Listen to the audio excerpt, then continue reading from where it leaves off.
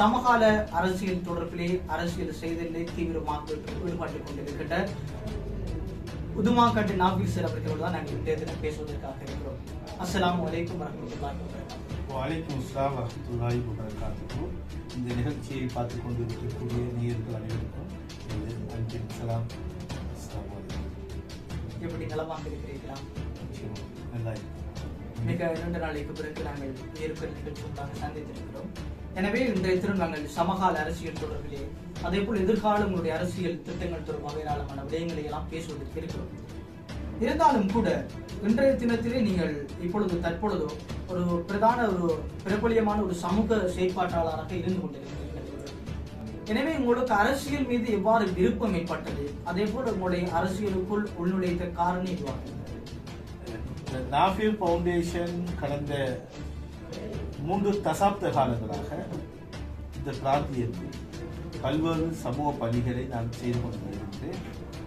அந்த அடிப்படையில் அந்த சமூக பணியை திறம்பட நாங்கள் செய்ய வேண்டுமாக இருந்தால் நிச்சயமாக உங்களுக்கு தெரியும், அரசியல் என்கின்ற சில அந்தஸ்து எங்களுக்கு தேவைப்படுகிறது.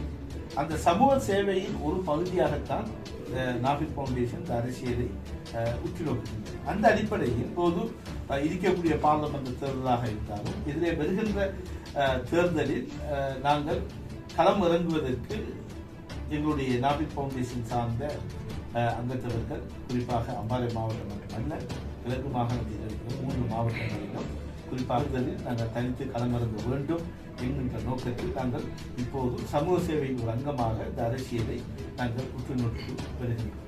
எனவே நாபீர் ஃபவுண்டேஷன் என்பது உருவாக்கப்பட்டது உங்களுடைய அரசியல் நோக்கத்திற்காகவா, அல்லது நீங்கள் சமூக சேவைகளை செய்ய வேண்டும் என்கிற நோக்கத்திலே அந்த ஃபவுண்டேஷனை ஆரம்பித்திருக்கிறீர்களா? இல்லை, நிச்சயமாக அவ்வாறல்ல. நாபீர் ஃபவுண்டேஷன் உருவாக்கப்பட்டு தற்போது 32-33 வருடங்கள் ஆகின்றது. அவ்வாறு அரசியல் நோக்கங்களுக்காக வேண்டி நாங்கள் உருவாக்கப்பட்டிருந்தால் நிச்சயமாக நாங்கள் 2 தசாப்தத்துக்கு முதல் நான் களத்தில் வந்திருக்க வேண்டும். ஆனால் அதை விடுத்து இப்போது நான் அரசியலுக்கு வர வேண்டிய நோக்கம் என்னவென்று சொன்னால், உங்களுக்கு தெரியும், எமது பிராந்தியம் குறிப்பாக அம்பாறை மாவட்டத்தில் நாங்கள் மக்களால் வாக்களிக்கப்பட்டு தெரிவு செய்யப்பட்ட இந்த பார்லமெண்ட் பிரதிநிதிகளாக இருக்கக்கூடியவர்கள் இருந்தாலும் சரி, மற்ற ஏனைய பிரதிநிதிகளாக இருந்தாலும் வாக்குகளை அவர்கள் ஒரு வியாபார நோக்கத்தாகத்தான் இந்த அரசியலை அவர்கள் பார்க்கின்றார்கள். இவர்களுடைய முழு நோக்கம், உதாரணமாக உங்களுக்கு இப்ப தெரியும், இப்ப எதிரே வருகின்ற காலங்களில் ஜனாதிபதி தேர்தல் நடைபெறக்கூடிய ஒரு சூழ்நிலையில் இப்போது உள்ள பார்லமெண்ட் பிரதிநிதிகள் தற்போது களத்தில் அவர்கள் சேவை செய்வதை போன்று நடித்துக் கொண்டிருக்கிறார்கள். இதுக்கு காரணம் என்னென்று சொன்னால், இவர்கள் பார்லமெண்ட் பிரதிநிதித்துவம் அவர்கள் செய்கின்ற அந்த அரசியல் ஒரு வியாபாரத்தை மையப்படுத்தி அவர்கள் இந்த அரசியல் செய்து கொண்டு இருக்கின்ற வேளையில் உண்மையாக இந்த மக்களுடைய அடிப்படை பொருளாதார பிரச்சனைகள், கல்வி பிரச்சனைகள், தொழில் வாய்ப்பு பிரச்சனைகள் போன்ற பல்வேறு விடயங்களில் இவர்கள் கவனம் செலுத்துவதை நான் காணவில்லை. அந்த அடிப்படையில் தான் நாபீர் ஃபவுண்டேஷன் இவ்வாறான துறைகளில் கடந்த 32 வருடங்களாக தங்கள் கவனத்தை செலுத்தினாலும் அதை நடைமுறைப்படுத்துவதற்கு எங்களுக்கு சில அரசியல் அங்கீகாரம் தேவைப்படுகின்றது. அந்த அடிப்படையிலே தான் எதிரே வருகின்ற தேர்தலில் நாங்கள் களமிறங்குவதற்கு உத்தேசித்து இவ்வாறான வேலைகளை நாங்கள் தற்போது அரசியல் ரீதியாக மக்கள் பயன்படுத்தி வருகின்றோம். சிலர் அரசியலை முழுநேர தொழிலாக செய்கிறார்கள். அதே போல இன்னும் சில அரசியல் பிரமுகர்கள் அரசியலை ஒரு சமூக சேவையாக செய்கிறார்கள். உங்களை பொறுத்தவரையிலே நீங்கள் கடந்த 32 வருட காலமாக சமூக சேவையிலே ஈடுபட்டுக் கொண்டிருக்கிறீர்கள். எனவே நீங்கள் அரசியலை எவ்வாறு கருதுகிறீர்கள்? அரசியல் என்பது சமூக சேவையில் ஒரு பகுதி. நான் அடிக்கடி சொல்லக்கூடிய ஒரு விடயம், நாபீர் ஃபவுண்டேஷன் இந்த அரசியலை ஒரு முழுநேர அரசியலாக நாங்கள் அவதானிக்கவில்லை. அரசியல் என்பது சமூக சேவையில் ஒரு பகுதியாக நாங்கள் பார்க்கின்றோம். நான் எவ்வாறு நான் செய்கின்றேன் சமூக சேவை, இதை விட மிகவும் ஒரு திறம்பட அரசியலை கையில் எடுத்து அந்த சமூக சேவை இன்னும் விரிவுபடுத்தலாம் என்கிறது என்னுடைய அவாவாக இருக்கின்றது. அந்த அடிப்படையில் இன்ஷா அல்லாஹ் எதிரே வருகின்ற காலத்தில் நான் குறிப்பாக அம்பாறை மாவட்டத்தில் பல்வேறு பிரதேசங்களில் மக்களுக்கு நேரடியாக நான் சென்று கொண்டிருக்கக்கூடியவர்கள் இன்று அம்பாறை மாவட்டத்தில் உள்ள மக்கள் இவ்வாறான பிரச்சனைகள் எதிர்கொள்கின்றார்கள். அதே போன்று இந்த விளையாட்டு கழகங்களை எடுத்து நோக்கி அவர்களுடைய இந்த பல்வேறு பிரச்சனை, குறிப்பாக எங்கள் சமாந்துறை பிரதேசத்தை நாங்கள் எடுத்து பார்த்தால் இங்கே உள்ள விளையாடுவதற்கான அவர்களுக்கு ஒரு மைதானம் இல்லை. அவர்கள் எங்கே விளையாடுவது என்று சொன்னால் ஒன்று பாடசாலை மைதானம் அல்லது பொது கிரவுண்ட் ஒன்று, ஒரு சின்ன ஒரு கிரவுண்ட் ஒன்று இருக்கின்றது. ஆனால் இவர்களுக்காக நாங்கள் தரமான ஒரு நவீனமயப்படுத்தி அவர்களுக்கு நாடக்கூடிய ஏற்படுத்தி நாம் கொடுக்கப்படும். அதே போன்று கல்வி ரீதியாக சமூக பொருளாதார ரீதியாக பல்வேறு விடயங்களை நான் உள்நோக்கி அவர்களுக்கு செய்வதற்கு நான் எத்தனித்துக் கொள்கிறேன். ஜாத்கான் மரத்தளபாட காட்சியறை அண்ட் ஷோரூம் புதிய டிசைன்களில் புதுவகையான மரத்தளபாடங்களை ஒரே கூரையின் கீழ் பெற்றுக்கொள்ள அஜாத்கான் மரத்தளபாட காட்சியறை அண்ட் ஷோரூம் கல்முனை கடற்கரைப்பள்ளி வீதியில் மற்றும் சாய்ந்தமருது ஒராபி பாஷா வீதியில் 2 கிளைகளை கொண்டு இயங்கும் அஜாத்கான் கார்பென்ட்ரி ஒர்க் ஷாப் மரத்தளபாட காட்சியறைக்கு இன்றைய விஜயம் செய்யுங்கள். அதன் நம்பகத்தன்மையை அறிந்து கொள்ளுங்கள். இவ்வாறு இருக்கிற சந்தர்ப்பத்தில் எதிர்காலத்தில் ஜனாதிபதி தேர்தல் மிக விரைவில் அறிவிக்கப்பட போகிறது.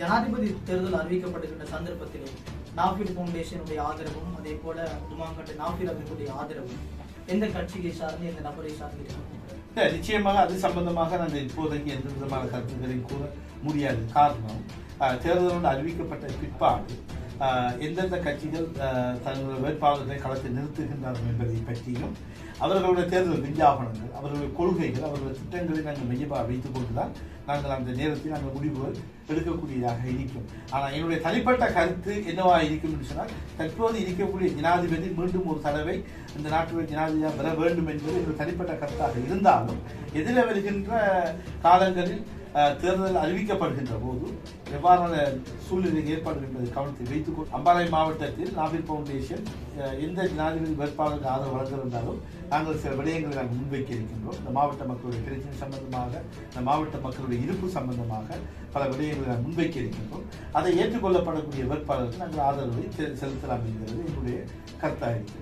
எனவே நீங்கள் கூறியிருந்தீர்கள் உங்களுடைய அரசியல் செயற்பாடுகள் கிழக்கு மாகாணத்தை அடிப்படையாக கொண்டு சென்றிருந்தாலும் கூட ஒரு தேர்தல் அறிவிக்கப்பட்டால் அந்த தேர்தல் அது மாகாண சபை தேர்தலாக இருக்கலாம் அல்லது பாராளுமன்ற தேர்தலாக இருக்கலாம். அந்த தேர்தலிலே உங்களுடைய பயணம் எங்கிருந்து ஆரம்பிக்க? நிச்சயமாக இந்த தேர்தல் என்னுடைய சொந்த மாவட்டமான அம்பாறை மாவட்டத்திலிருந்து நான் என்னுடைய அரசியல் களப்பணியை நான் செய்வதற்கு உத்தேசித்திருக்கின்றேன். இருந்தாலும் தற்போது பாராளுமன்ற தேர்தல் வந்தால் நாங்கள் 3 மாவட்டத்திலே போட்டியிடுவதற்கான ஏற்பாடுகளை நாங்கள் செய்து கொண்டிருக்கின்றோம். அந்த நிலையில் நாங்கள் ஒரு அரசியல் கட்சியை எங்கள் அமைப்பு ஒரு அரசியலுக்கான ஏற்பாடு செய்து கொண்டிருக்கின்றோம். அவ்வாறு சந்தர்ப்பத்தில் எங்கள் அரசியல் கட்சி கிடைக்காத சந்தர்ப்பத்தில் நாங்கள் அம்பாறை மாவட்டத்தில் மட்டும்தான் தனித்து களமிறங்கக்கூடியதாக இருக்கும். அவ்வாறு எங்களுக்கு கட்சி ஒன்று கிடைக்கப்படுகின்ற பட்சத்தில் நாங்கள் 3 மாவட்டத்திலேயும் நாங்கள் தனித்து களமிறங்கக்கூடிய சூழ்நிலை ஏற்படுது. 3 மாவட்டம் மட்டுமல்ல, அதோட வண்டியிலும் நாங்கள் களமிறங்கக்கூடிய சூழ்நிலை காணப்படுது. இவ்வாறு இருக்கிற சந்தர்ப்பத்திலே ஒரு சிறுபான்மை கட்சி குறிப்பாக பொதுவாங்கண்டு நாஃபில் அவர்கள் நீங்கள் இந்த தேர்தலில் எங்களோடு இணைந்து போட்டியிடுங்கள் என்று ஒரு அறிக்கையை விடுத்தால் நீங்கள் அவர்களோட நினைவுக்கு தயாராக? நிச்சயமாக அது சிறுபான்மை கட்சிகள் எல்லா எமது பிராந்தியத்தில் சிறுபான்மை கட்சிகள் எல்லோரும் அழைத்திருக்கின்றார்கள். ஆனால் எங்களுடைய பிரச்சனை முதலாவது இவர்கள் இந்த பிராந்தியத்தில் கடந்த 2-3 தசாப்த காலமாக இவர்கள் இந்த சமூகத்துக்கு செய்த சேவைகள் என்ன என்பதை பற்றி நான் உற்று நோக்கி. ஆனால் இவர்கள் இப்போது அவர்களுக்கு வாக்களிக்கப்பட்ட மக்களால் இன்று ஏமாற்றப்பட்டு அந்த மக்கள் ஏமாற்றப்பட்டு இன்று மிகவும் கோபத்தோடு இந்த பிராந்தியத்து மக்கள் இருக்கின்ற போது நான் எந்த அடிப்படையில் அவர்களோடு கைகோர்ப்பது என்பது கேள்விக்குறியாக இருக்கிறது. ஆனால் இருந்தாலும் கூட நான் சிறுபான்மை கட்சியினுடைய பொதுவாக நான் அழைப்பை செய்திருக்கின்றேன். அம்பாறை மாவட்டத்துக்கு தனியான ஒரு மாவட்ட அபிவிருத்தி குழு தலைமைத்துவத்தை பெற்றுத்தரக்கூடிய சிறுபான்மை கட்சி யாராக இருந்தாலும் அவர்களோடு நாங்கள் பேசுவதற்கு தயாராக இருக்கிறோம். அவ்வாறு அதை விடுத்து அவர்கள் முன்வராத பட்சத்தில் நாங்கள் தனி களமிறங்கக்கூடிய ஒரு சூழ்நிலை ஏற்படும். இன்ஷால்லா இதில் வருகின்ற தேர்தல் நாங்கள் தனித்தோ அல்லது ஏதோ ஒரு எங்களோட உடன்பாட்டுக்கு வரக்கூடிய கட்சிகளோடு இணைந்து களமிறங்குவது என்பது உறுதிப்படுத்தப்பட்ட ஒரு விடயமாக இருக்கிறது. அதாவது நீங்கள் தனித்து என்று சொன்னால் நீங்கள் கட்சியை நீங்கள் தனியாக மூளை தலைமைத்துவமாக கொண்டு ஒரு கட்சியை பதிவு செய்ய போகிறீர்களா? அதுக்குரிய ஏற்பாடுகள் ஒருவழியாக நாங்கள் முடிந்து விட்டது. நாங்கள் தற்போது கடந்த உள்ளாட்சி மன்ற தேர்தல் நடைபெற்று தேர்தல் தேதி அறிவிக்கப்பட்டதால் இப்போது கட்சிகள் பதியக்கூடிய விண்ணப்பங்கள் இன்னும் கோரப்படவில்லை என்று நினைக்கின்றன. கோரப்படுகின்ற சந்தர்ப்பத்தில் எங்களுடைய கட்சி நாங்கள் நிச்சயமாக அரசியல் கட்சியாக நாங்கள் பதிவு செய்வதற்குரிய முழு ஏற்பாடுகள் பூர்த்தியாகிவிட்டது. நிச்சயமாக மிக விரைவில் நாங்கள் எங்களுடைய கட்சியுடைய பேர்கள் சின்னங்களை நாங்கள் அறிவிக்க முடியாது. எனவே ஒரு கட்சியை பதிவு செய்வதற்கு முன்னர் அந்த கட்சி தொடர்பான கொள்கைகள் அதே போல அந்த கட்சியினுடைய கட்டமைப்பு என்று சொல்லி ஏராளமான விடயங்கள் இருக்கு. அதே போல நீங்கள் ஒரு கட்சியை பதிவு செய்தால் எதிர்காலத்திலே அதனுடைய கொள்கைகள் அதே போல அந்த கொள்கை விஞ்ஞாபனம் எல்லாம் இவ்வாறு அமைப்போம். இல்ல நிச்சயமாக என்னுடைய கட்சியுடைய கொள்கைகள் திட்டங்கள் எல்லாம் தற்போது இருக்கக்கூடிய இந்த வியாபார அரசியல் செய்யக்கூடிய இந்த அரசியல் தலைமையை போன்ற கட்சி திட்டங்கள் இருக்க மாட்டார். எங்களுடைய கட்சியுடைய திட்டங்கள் என்றுமே மக்களாக இருக்கும். மக்களுடைய அடிப்படை மக்கள், பாமர மக்கள் இருக்கின்றார்கள், படித்த புத்திஜீவிகள் இருக்கின்றார்கள், அதே போன்று நல்லநிலையாக சிந்திக்கக்கூடிய மக்கள் இருக்கின்றார்கள். இவர்களுடைய கொள்கைகள் எல்லாத்தையும் உள்வாழ் வாங்கி இந்த பிராந்தியத்து கிழக்கு மாகாண மக்களுடைய இருப்பு சம்பந்தமாக இந்த நில ரீதியாக பொதுவான இந்த மக்களுடைய தேவைகளை மையமாக வைத்துக் கொண்டு எங்களுடைய திட்டங்களை நாங்கள் வகுத்து நாங்கள் பயன்படுத்த இருக்கின்றோம். அதே போல பிரதேச சபை முன்வந்த பிரதேச சபை தேர்தலில் நீங்கள் வேட்பாளராக வேட்புமனு தாக்கலை செய்திருந்தீர்கள். நாட்டினுடைய துரதிருஷ்டவசம் அரசியல் நடைபெறவில்லை. எனவே நீங்கள் அந்த நேரத்திலே தனித்துதான் போட்டியிட்டீர்கள்.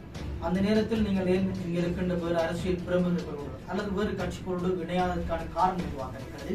அதே போல அவர்கள் உங்களுக்கான அழைப்பினை விடுத்திருந்தார்களா? இல்ல, நிச்சயமாக கடந்த உள்ளூராட்சி மன்ற தேர்தலில் நாங்கள் தனித்து ஏன் போட்டியிட்டோம் என்று சொன்னால், கடந்த 32 வருடங்களாக நான் மக்களோடு மக்களாக பயணித்துள்ளேன்.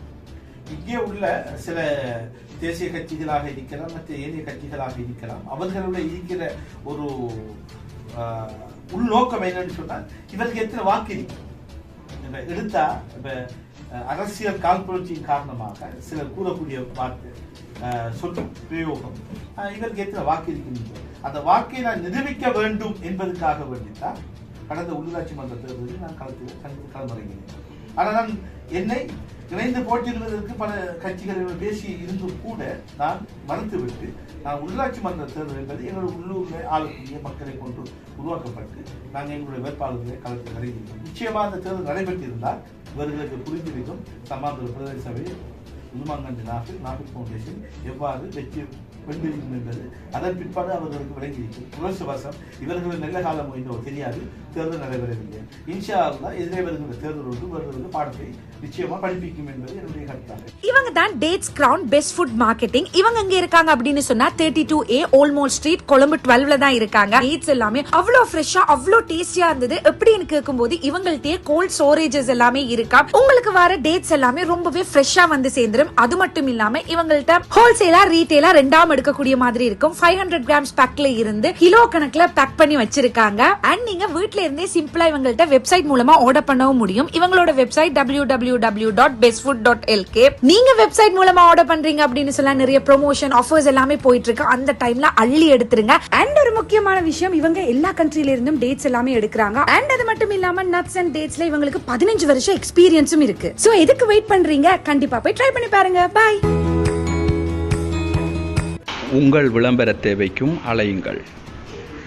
சொல்லுவது அது ஒரு வட்டார தேர்தலாக இருக்கிற போது அந்த வட்டாரத்தில் இருக்கிற வாக்கு வீதம் உங்களுக்கு அது சாதகமாக அமைய முடியும். இருந்தாலும் எதிர்காலத்தில் நீங்கள் ஒரு ஜனநாயக தேர்தல், ஒரு தேசிய தேர்தலில் நீங்கள் போட்டியிடுகிற சந்தர்ப்பத்தில் அங்க இருக்கின்ற ஏனைய இனங்களுக்கு இடையிலான மக்கள் உங்களுக்கான வாக்கு வீதம் எத்தனையாக இருக்கு? இல்ல, நிச்சயமாக எதிரே வருகின்ற பார்லமென்றம் மற்றும் ஏனைய மாகாண சபை தேர்தல்கள் வருகின்ற போது எங்களுடைய பார்வையில் நாபில் ஃபவுண்டேஷன் எதிரே வருகின்ற பார்லமென்றிலிருந்து தனித்து களமிறங்கமாக இருந்தால் குறைந்தது 56,000 வாக்குகளை பெறக்கூடிய சூழ்நிலை எங்களுக்குள் இருக்கின்றது. அதுக்கான வேலை திட்டங்களை நாங்கள் ஏற்கனவே முடித்து வைத்திருக்கின்றோம். அந்த நம்பிக்கையோடு நாங்கள் இருக்கின்றோம். எதிரே வருகின்ற காலத்தில் நாங்கள் 56,000 வாக்கு எடுத்து நாங்கள் ஒரு ஆசனம் பெறுவோம் என்கிற ஒரு நம்பிக்கை எங்களுக்கு இருக்கின்றது. ஆனால் இதை சில மாற்றுக் கட்சிகளை சேர்ந்த பிரதிநிதிகளால் சகித்துக் கொள்ள முடியாமல் இருப்பார்கள்.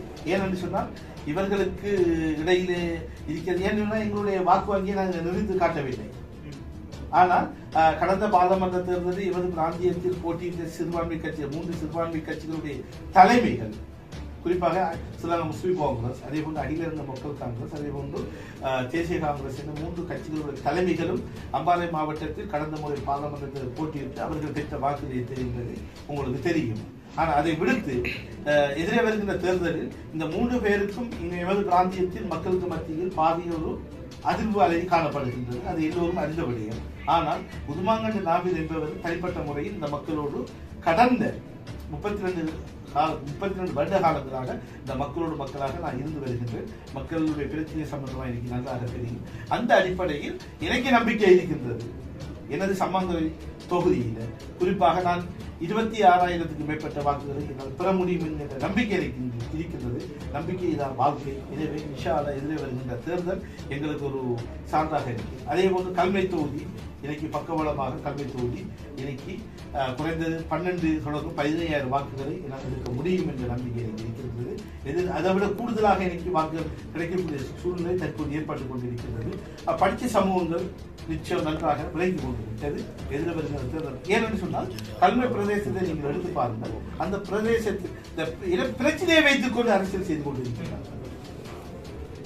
தமிழ் மக்களுக்கும் முஸ்லிம் மக்களுக்கும் அந்த பிரதேச செயலர்கள் ஏதோ பல காரணங்களை வைத்துக் கொண்டும் தன்னை இருப்பை தக்க வைத்துக் கொண்டு இருக்கக்கூடிய மாற்று கட்சியை சேர்ந்த சிறுபான்மை கட்சியை சேர்ந்த பாராளுமன்ற பிரதிநிதித்துவம் எதிர வருகின்ற தேர்தலில் அவருக்கு தெரியும் நாவின் களமிறங்குகின்ற பட்சத்தில் எவ்வாறு தங்களுடைய இருப்பை அவர் தக்க வைக்க முடியுமா என்பதை பற்றி இன்ஷா அல்லாஹ் கல்வி தொகுதியில் இணைக்கு ஒரு சாதகமான ஒரு நிலை ஏற்படும். அதே போன்று கொத்தியூர் தொகுதியில இன்ஷா அல்லாஹ் கணிசமான வாக்குகளை பெறக்கூடிய ஒரு சூழ்நிலை கொத்தியூர் தொகுதியில் இருக்கின்றது. இன்ஷா அல்லாஹ் எவ்வாறாக இருந்தாலும் நிச்சயமாக எதிர வருகின்ற காலங்களில் ஸ்ரீலங்கா முஸ்லிம் காங்கிரஸ் அதேபோல் அகில இந்திய மக்கள் காங்கிரஸ் அதேபோல் தேசிய காங்கிரஸை விட ஒரு வாக்கு கூடுதலாக என்னால் பெற முடியும் என்ற நம்பிக்கை தனக்கு இருக்கிறது.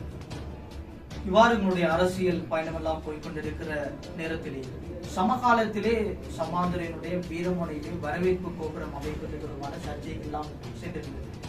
அதே போல கிழக்கு மாகாண ஆளுநரும் கூட அவற்றையெல்லாம் பார்வையிட்டிருந்தார். இது பற்றி உங்களுடைய நிலைப்பாடு, அந்த வரவேற்பு கோபுரம் அமைப்பதில் ஏதாவது பிரச்சனை இருக்கிறதா, அல்லது நீங்கள் அந்த 2 இனங்களுக்கு இடையிலே நடந்து கொள்ள போகிறீர்கள்? அதே போல் நாபி ஃபவுண்டேஷனுடைய சார்பு எந்த பக்கம் இருக்கிறது? இல்ல, இந்த இடத்தில் நான் கருத்து சொல்ல முடியாது. காரணம் என்றால் தற்போது நீதிமன்றத்தில் இது சம்பந்தமான விடயங்கள் இருப்பதால் நான் இது சம்பந்தம் விரிவாக எந்த கருத்துக்களும் சொல்ல முடியாது. இருந்தாலும் இந்த விடயம் சம்பந்தமாக எங்களுடைய பிரதேச செயலாளர் அவர்களோடு நான் தொடர்பு கொண்டு கதைத்த போது பிரதேச செயலாளர் கூறப்பட்ட விடயம் இது சம்பந்தமாக கடைசியாக நடந்த டிசிசி கூட்டத்தில் கூட தமிழ் பிரதிநிதிகளும் முஸ்லிம் பள்ளிவாசல் நிறுவனம் உண்டாக இருந்து பேசி முடிவெடுக்க வேண்டும் என்று சொல்லி தீர்மானம் எடுக்கப்பட்டதாக இருக்கின்றது. நிச்சயமாக இது நீதிமன்றத்தில் இருக்கிறபடியினால் அவர் நீதிமன்றம் என்ன முடிவு எடுக்கின்றது நாங்கள். நீங்கள் ஒரு பிரபல சமூக செயற்பாட்டாளர் என்ற அடிப்படையிலே நீங்கள் தன்னிச்சையாக உங்களுடைய சொந்த சம்பாத்தியத்திலிருந்து ஒரு பங்கினை சமூக சேவைக்காக ஒதுக்கி கொண்டிருக்கிறீர்கள். நீங்கள் அரசியலுக்கு சென்ற அரசியல் அதிகாரத்தை எடுக்கிற சந்தர்ப்பத்திலே நீங்கள் உங்களுடைய பணம் உங்களுடைய பணமாக மாறுமா அல்லது அரசியல் பணமாக அது மாற்றப்படும்? நிச்சயமாக ஒரு விடயத்தை நீங்க விளங்க வேண்டும். இதுதான், அதாவது கடந்த காலங்களில் தற்போது இருக்கக்கூடிய அரசியல் வரலாறு பார்லமெண்ட் தேர்தல்களில் 100% முழுநேர தொழிலாக அந்த அரசியலை செய்து கொண்டு வருகின்றார்கள். ஆனால் உஸ்மான் நபி நாவில் என்பவர் அரசியலை ஒரு சமூக சேவையை தான் பார்க்கின்றார். அது என்னுடைய பார்ட் டைம், என்னுடைய ஃபுல் டைம் தொழில். நான் எப்போதுமே தொழில் செஞ்சு கொண்டே இருப்பேன். எனக்கு என் தொழில் நான் இப்போது சமூகத்துக்கு எவ்வாறான வேலைகள் நான் செய்கின்றனோ இதை விட பல மடங்கு நான் சேவைகள் செய்ய முடியும். அது என்ற தொழிலும் போய்கொண்டிருக்கும். என்னுடைய வருமானமாக இருக்கும். அரசியலில் வாழ்ந்தால் அதுக்கு ஒரு பொது ஒவ்வொரு பிராந்தியத்துக்கும் ஒவ்வொரு குழுக்களை அமைக்க இருக்கின்றது. அவர்கள் ஊடாக அதை நடைமுறைப்படுத்தி பொதுமக்களுக்கு பப்ளிக்காக கணக்கு காட்டி அது ஊடாக அதை செய்வதற்கு நான் எத்தெடுத்திருக்கின்றேன். இதுக்கும் என்னுடைய சொந்த தொழிலுக்கும் இடையிலே எந்த விதமான கிளர்ச்சி ஏற்பட மாட்டாது என்பது தெளிவான ஒரு உண்மையாக இருக்கிறது. ஆகவே நான் இந்த அரசியல் வருகின்ற பணத்துக்கோ அல்லது என்னுடைய சொந்த பணத்துக்கோ இடையிலே எந்த விதமான ஒரு தொடர்பாக அரசியல் செய்யக்கூடிய ஓப்பன் திறந்த இருக்கும். அது சகல வேலை திட்டங்கள் ஒவ்வொரு பிராந்தியத்திலும் ஒவ்வொரு ஊருக்கும் ஒவ்வொரு அரசியல் குழுவை அமைக்க இருக்கின்றது. அந்த குழுக்கள் ஊடாக மக்கள் மயப்படுத்தப்படும் ஒவ்வொரு விடயங்களும். அது ஊடாக வருகின்ற நிதிகள் என்ன மாதிரி போகின்றது நிச்சயமாக அந்த மக்களுக்கு தெரியும். அந்த நேரத்தில் உங்கள் விளங்கி நீங்கள் இந்த கேள்வியில் அந்த நேரத்தில் கேட்பது சிறந்ததாக இருக்கிறது நான் நினைக்கிறேன். உங்களுடைய பிராந்தியமாக இருக்கலாம் அல்லது கிழக்கு மாகாணத்திலே இளைஞர்களுடைய ஆதரவு நாபில் ஃபவுண்டேஷனுக்கும் அல்லது நாபில் அவர்களுக்கும் எந்த அளவு இருக்கிறது? அதே போல உங்களுடைய அரசியல் பயணத்திலே ஏதாவது தடங்கள் அதே போல ஏதாவது குறைபாடுகள் காணப்படுகிறது? இப்போது சிட்டிங்ல இருக்கக்கூடியவர்களுடைய நோக்கம் நாங்கள் அடுத்த முறை நாங்கள் வர வேண்டும். ஆனால் புதிதாக ஒரு நாள் வருகின்ற போது பாரிய சவால்கள் இருக்கும் என்பது அதில் தெரிந்தபடி. ஆனால் நான் இந்த சில தற்போது இருக்கக்கூடிய அந்த பூச்சாண்டி அரசியல் செய்யக்கூடிய சில அரசியல் தலைமைகளாக இருக்கலாம், அரசியல் பிரதிநிதியாக இருக்கலாம், இவர்களை கண்டு அஞ்சியவனும் இல்லை, பயந்தவனும் இல்லை. இவர்களால் எந்த அளவுக்கு செய்ய முடியுமோ இதை விட பல மடங்கு என்னால் செய்ய முடியும் என்பது அவர்களுக்கும் நன்றாக தெரியும். ஆகவே நான் இதை கண்டு அஞ்சுவதற்கும் இல்லை, பயப்படுவதற்கும் நான் இல்லை. ஆனால் முழுமையாக அந்த மக்களுக்கு தங்களுடைய சேவைகள் சென்றடைய வேண்டும். இன்று எமது பிராந்தியத்தில் மட்டுமல்ல, கிழக்கு மாகாணத்தில் இருக்கக்கூடிய பாரிய தொழில் பிரச்சனை. பல்கலைக்கழகத்தில் பட்டம் முடித்து எத்தனை இளைஞர்கள் இன்று தொழில் வாய்ப்பு இருக்கிறார்கள். ஆனால் அரசாங்கத்தால் 100% இவர்களுக்கு தொழில் கொடுக்க முடியாது. அப்ப படித்த இளைஞர்களுக்கு தொழில் வாய்ப்பை யாரை பெற்றுக் கொடுப்பது? எல்லா இளைஞர்களும் அரசாங்கத்தை நம்பினால் அரசாங்கத்தில் எவ்வாறு அரசாங்கம் தொழில் அமைத்துக் கொடுப்பது? ஆகவே தலைமைகள் என்று வருகின்ற போது தங்களுக்கு வாக்களிக்கப்பட்ட மக்கள், இளைஞர்கள், படித்த சமூகம், படித்த மாணவர்கள், அவர்களுடைய இருப்பு சம்பந்தமாக, அவர்களுடைய தொழில் எதிர்காலம் சம்பந்தமாக தலைமைகள் திட்டங்களை வகுக்க வேண்டும். இப்ப நீங்க கடந்த காலங்களில் வாக்களிக்கப்பட்ட அந்த தலைமை எவ்வாறான திட்டங்களை வைத்திருக்கின்றது யோசித்து பாருங்கள். ஒன்றுமே இல்லை.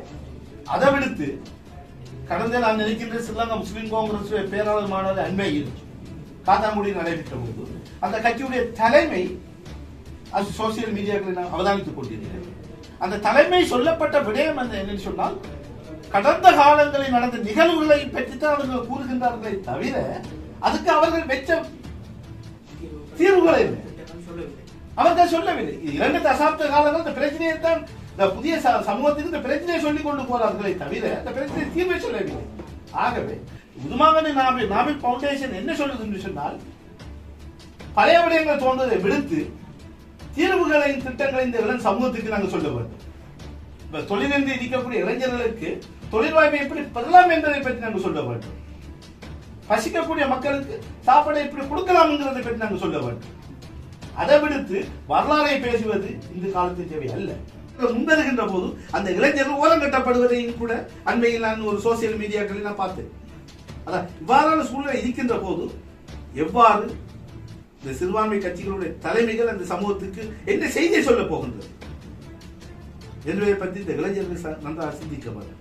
அந்த அடிப்படையிலே தான் பரவலாக கிழக்கு மாகாணத்தில் உள்ள இளைஞர்கள் இன்று உதுமாங்கனி நாபிலோடு கைகோர்த்து வந்து கொண்டிருக்கின்றார்கள். நிச்சயமாக அவர்களுடைய வேலைகள், தேவைகள் எல்லாம் இன்ஷா அல்லாஹ் நிறைவு செய்யப்படுகின்ற முதியவர்களாக இருந்தாலும் சரி, துறை சார்ந்தவர்களாக இருந்தாலும் அவர்கள் நல்லது செய்யக்கூடியவர்களை ஊக்குவிப்பதற்கு முன்வர வேண்டும். அதை விடுத்து முன்வராத பட்சத்தில் பழையவர்கள் பழையதை செய்வார்கள் என்று என்னால் கூற முடியும். ஆனால் தற்போது அந்த காலம் மாறிவிட்டது. எனது உறவுகள், எனது அம்பாறை மாவட்டத்தில் உள்ள மக்கள் மட்டுமல்ல, கிழக்கு மாகாணத்தில் உள்ள மக்கள் மிகவும் இது சம்பந்தமாக நன்றாக சிந்தித்து விட்டார்கள். இப்போது அந்த சிந்தனையின் வெளிப்பாடு தற்போது நான் ஒவ்வொரு பிரதேசத்திலும் செல்கின்ற போது பாதி ஒரு அலை ஒன்று என் பக்கம் நினைவதை நான் காணக்கூட இருக்கின்றது. இது எதிரே வருகின்ற காலத்தில் ஒரு அதை வெற்றி வாய்ப்பாக அமைய வேண்டும் என்று கூறி அவர்களும் எதிர்காலத்தில் அவர்களுடைய தனிப்பட்ட அவர்களுடைய குடும்ப கஷ்டங்கள், அவர்களுடைய எதிர்கால கல்விகளை மேலும் வளர வேண்டும் என்று சொல்லி நாங்கள் சமகால அரசியல் தொடர்பாகவும் எதிர்கால அரசியல் திட்டங்கள் என்ன வைத்திருக்கிறார் என்பது தொடர்பாக புதுமாங்கட்டு நாப்பில் அவர் கொண்டு பல்வேறு விடயங்களையும் கலந்துரையாடியிருந்தோம். எனவே அத்தனை விடயங்களும் எங்களுடைய நேர்களுக்கு ஒரு திருப்தியாக இருக்கும் என்கின்ற நம்பிக்கை எங்களுக்கும் இருக்கிறது. மற்றும் ஒரு நிகழ்வில் உங்கள் அனைவரையும் சந்திக்கும் வரை விடைபெறுகின்றோம். அஸ்ஸலாமு அலைக்கும் வரஹ்மத்துல்லாஹி வபரகாத்துஹு. வணக்கம். அஸ்ஸலாமு அலைக்கும் வரஹ்மத்துல்லாஹி வபரகாத்துஹு.